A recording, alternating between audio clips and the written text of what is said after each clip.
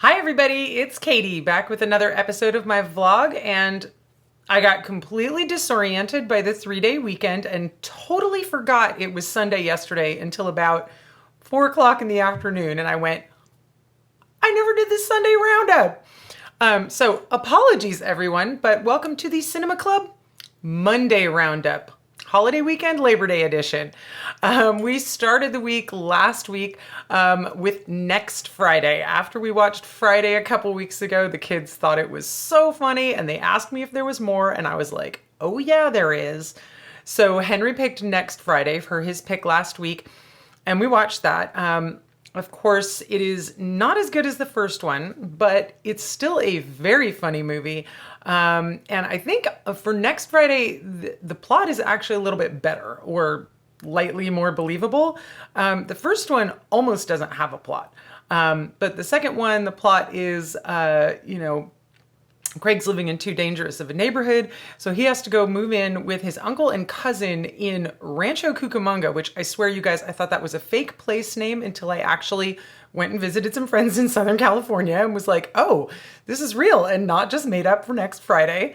Anyhow, they've won the lottery, so they've been able to move into this like really nice neighborhood in Rancho Cucamonga, and so Craig's gonna go live with them to get away from, the danger of the hood where he lives, and especially because Debo, played by Tiny Lister, of course, is about to get out of jail. And at the end of the first movie, Craig had beat Debo up, and so Debo is seeking revenge on Craig. And so Craig has to go hide out with his cousin in Rancho Cucamonga. But then, of course, when he gets there, mayhem ensues. I don't want to say too much about the plot, as usual. Like I said, it is a little bit more robust than the plot of the first one. As far as actors coming through from the first movie, I think it's pretty much only Ice Cube and John Witherspoon and Tiny Lister as Devo.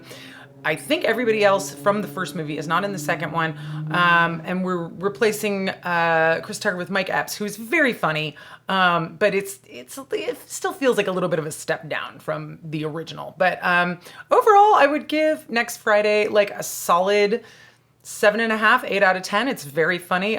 Obviously, if you get high before you watch it, it's gonna be even funnier. Solid comedy showing from Ice Cube and his production company. I think it's the first movie that his production company did. So Next Friday. The next night after that, we watched The Omen from 1976, directed by Richard Donner, of course, starring Gregory Peck and Lee Remick, and then with Billy Whitelaw as the nanny who comes in mysteriously. And a little piece of trivia for you guys, Billy Whitelaw actually also provided the voice for Agra in The Dark Crystal. So little fun connection there. This one was a little bit weird. I told the kids how much I liked The Omen probably 2 years ago, and Henry came up with this joke where he started calling The Omen the greatest movie ever made, sight unseen. And he said it a few times, and then I realized that he was kind of setting himself up for disappointment, because The Omen is good, but it is by no means the greatest movie ever made. But by calling it that over and over and over again, I knew he was going to be like let down or disappointed when he finally watched it. So I kind of like let it rest for 2 years, because I was like, okay, I just need to not have it have that vibe anymore. But I had really been wanting to show the kids the movie, and so obviously it was time. I felt like enough time had gone by, so we finally watched it. They loved it. They didn't think it was the greatest movie ever made, but they did love it. I did have to explain some things to them. I realized I kind of had the same problem with The Omen as The Exorcist. I saw both of these movies when I was a little bit too young to understand the Catholic nature of them. As you guys know, I was raised secular Jewish, and I really didn't know anything about Christianity or Catholicism or those stories from the Bible until actually I went to college and I studied art history. And, the study of art history, at least in the West, is the study of Christian history. And so I learned a ton of history about the religion. I learned all of the, foundational stories that are told in the artwork and whatnot. And when I went back and revisited The Exorcist and The Omen as an adult, these movies made a lot more sense to me than they did when I first watched them at, age 14 with no understanding of Catholicism at all. So I was kind of breaking in and giving my kids some, hints here and there about what was going on because I didn't want them to be as confused as I was. But it was breaking my own rule of talking during the movie. So, you don't have to know a ton of stuff about Christianity or Catholicism to get The Omen, but it was just kind of a missing piece of my cultural knowledge, if you will, when I was a kid that I didn't know was missing until I got the knowledge and then went back and revisited those pieces of media and said, oh, got it. Okay, this makes a lot more sense to me now. So loosely, the plot of The Omen is it opens in Rome on June 6th at 6 a.m. 666. Gregory Peck is at a hospital in Rome. His wife has just had a baby, and it's turned out that the baby has died. Meanwhile, another baby was born at exactly the same time in the same hospital, and the mom died. And so the priests at the hospital do a little switcheroo, and the live baby goes home with Gregory Peck and Lee Remick, and they raise him as their son, Damien. But they start to have suspicions that something might be wrong with him. And, of course, Gregory Peck knows that it's not his actual biological son. And he gets very twigged out when a totally crazy priest comes after him, babbling all of this insanity about the son of the devil and the destruction of the world and all of this kind of stuff. A bunch of other stuff goes on. I don't want to say too much, as usual, but I mean, this movie is a killer. It's got a spooky dog. It's got a baboon attack. It's got a photographer with a haunted camera who's predicting people's deaths. It's got two of my favorite on-screen deaths. I'm not going to describe them because I want you to see the movie. I do not recommend the remake. If you really like The Omen, maybe watch the second one. I wouldn't get all into the other later ones in the franchise. The first one is really, really the strongest one, as usual. And it stands on its own super, super well. It's got a great downer ending. Sorry, spoiler alert, but it's a horror movie, so you know. And it's just great. It does move a little bit slowly compared to a contemporary horror movie, but there's a lot of exposition also. So keep your ears open, pay attention. You'll get the whole thing, but it's also very exciting. So real solid classic horror fare there. The next night after that was Western Wednesday, and as promised last week, we watched Tombstone from 1993. Ostensibly directed by George P. Cosmatos, but in my research, I found out that apparently Kurt Russell actually directed the movie. He didn't want his name on the movie as director, and he wasn't interested in totally running the show, but apparently, according to many actors who worked on the movie, he was the one who was really calling the shots behind the scenes. The other piece of great trivia that I got when I was looking up Tombstone was apparently all the mustaches in the movie are real. Absolutely no one is wearing a fake mustache. So I did find Kurt Russell's big mustache to be a little bit ridiculous, but that's okay. It's part of the role. One of the kids did point out that in all the prior Westerns that we watched, basically up until Tombstone, none of the good guys have a mustache, which is pretty interesting, and I hadn't noticed it until they pointed it out. All of the principal characters in Tombstone have mustaches, and the four main guys have big, bushy, handlebar Western mustaches. The four main actors are, of course, Kurt Russell, Val Kilmer, Sam Elliott, and Bill Paxton, playing as the Earp brothers and Doc Holliday, based on the true story of the shootout at the OK Corral in Tombstone, Arizona. But of course, the writers and directors took some liberties with the story and added some things in and whatnot. It's a fantastic Western. It's got tons of great action. It's got great storytelling. It's got great acting. Val Kilmer steals the show as Doc Holliday. Everybody always loves him the most. It feels like the movie is set up for his character to just kind of be the star of the movie, even though he's second billed. And what more can you say? Tombstone, it's a great movie. I did notice I tend to post the posters of what we're watching that night just on my Instagram or Facebook, and I kind of clock like how many people are liking the different movies that I talk about that we're watching. And the reaction when I posted the poster for Tombstone was just like through the roof compared to any reaction to any movie that I post about. So apparently you guys like Tombstone a lot, which is appropriate. I think, you know, we watch a lot of older movies around here, and that takes some doing. Not that it's hard to watch older movies, but you know, you have to be a cinemaphile or interested in the history of filmmaking and the history of movies in order to go back and watch that. Whereas I think a lot of people my age just watched Tombstone when it came out and remember it really fondly. And so, you know, my peer group sees me posting up about Tombstone and is like, yeah, I love that movie. So if for whatever reason you've never seen it, definitely give it a watch. If you haven't seen it in a while, I totally recommend it. Like I said, we had a blast with that one. It was great fun. I don't know where we're going next week with Western Wednesday. I think we might go into the musicals. So my kids already know that we've got Annie, Get Your Gun and Paint Your Wagon on the list. And I think I'm going to let them choose between those two, and we'll see what happens.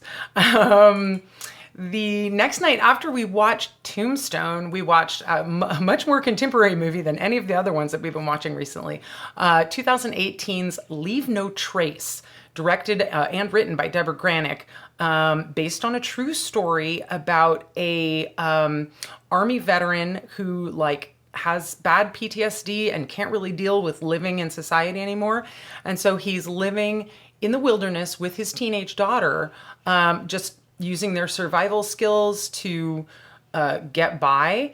The beginning of the movie just shows them at their camp and kind of doing their thing in the woods, doing kind of, you know, the same sort of bushcraft things that the kids were learning about at Trackers. But then you suddenly realize these guys aren't living like way out in the wilderness. They're living in Forest Park here in Portland, Oregon. They take a break and go into town to get some supplies, hike back up into the park and go hang out at their camp and do their thing. It is a really, really amazing movie. I don't want to say too much about what happens as usual, but the central conflict of the movie is that they get caught camping in the park, which they're not allowed to do, and he's particularly not allowed to do with his teenage daughter, and social services steps in and things get a little hairy, but they also get worked out. So I would say it is at the same time absolutely heartwarming and absolutely heartbreaking. The two principal actors who, I'm gonna have to check my notes, sorry guys, Ben Foster and Thomasin McKenzie are amazing. Everyone in the movie is awesome, but the two main actors they delivered such a powerful performance together. It was amazing. It felt very moving, very inspiring, but I don't know inspiring to what. But man, it really touched on a lot of the problems that we have in our society these days. People living unhoused in the woods, but within city limits, obviously is a big one right now. Father-daughter relationship. What happens to someone when they've been in the military and in a war type scenario and they have PTSD? How someone can slip through the cracks in the social safety net. What family means, whether, created family, chosen family, biological family, whatever. There's a lot of very heavy themes going on in this movie, but it doesn't feel super heavy while you're watching it, if that makes sense. Just a phenomenal, amazing movie. I'm going to say right now, I'm going to recommend it for everybody. But particularly if you live in Portland, you'll really get a kick out of this one. It was actually recommended to me by one of the nurses at the ICU where Sean wound up right after he had his stroke. We had kind of gotten to just chit-chatting, in between everything going on. And, I told her that I really liked going to movies at the Academy Theater up in Montevilla. And she was like, oh, wow, I live there. I just saw this movie, Leave No Trace. Have you checked it out? You got to see it.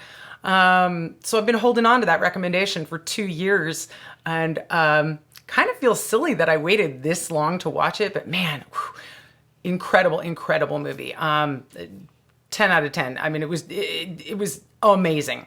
Recommended for everybody. I think we saw it on Amazon Prime, but you can find it online. Leave No Trace, 2018. Again, written and directed by Deborah Granick. Check it out. You will not regret it. And then we finished the week with, oh, I love this one so much. Henry picked Cape Fear, the classic from 1962, starring Robert Mitchum and Gregory Peck. I had been pushing hard for this one for a while and actually selling it to the kids along the concept of let's study the art of the good remake. You guys know I don't really like remakes that much, but what I don't like about remakes is bad remakes. There's a lot of bad remakes out there. Without getting too far into the 1991 version of Cape Fear, because I'll probably be reviewing that next week, I did tell the kids, there are some remakes that I like, and I think they really stand up. And if you compare them to their source material pretty close together, it's pretty fun. And so I've had kind of the idea of watching Cape Fear and then Cape Fear for a little while. I have some other movies on that list also. And after we had watched The Omen earlier in the week, I said, oh, you guys, there's Gregory Peck, and we just saw Robert Mitchum a couple weeks ago in Night of the Hunter. So you get the two of them together in Cape Fear, and it's this incredible, like neo-noir, psychological thriller. It's got a lot of Hitchcockian feelings to it. Anyhow, the basic story of Cape Fear, in case you haven't seen either one of them, is you've got a criminal named Max Cady, who in the original is played by Robert Mitchum, and in the remake is played by Robert De Niro. And he's just gotten out of jail. He's been in jail for about 8 years on a rape charge. And Gregory Peck plays the attorney who he actually didn't prosecute him. He was actually a witness to the rape. And so Max Cady is blaming the attorney for his imprisonment, and he wants revenge.